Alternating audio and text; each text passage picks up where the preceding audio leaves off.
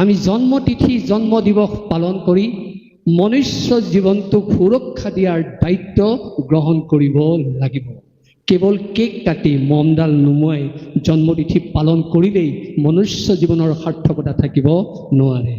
আপোনালোকে দুখ নাপাব, চিৰাচৰিত প্ৰথা, শিশুটোক জন্মদিনত চুৰিখন হাতত দি দিয়া হৈছে, তাৰ যোগেদি কেকটো কাটিবলৈ কোৱা হৈছে। অৰ্থাৎ শিশুকালতে তাক কোৱা হ'ল, তই কটা চিঙা কাৰ্যত ব্ৰতী হ।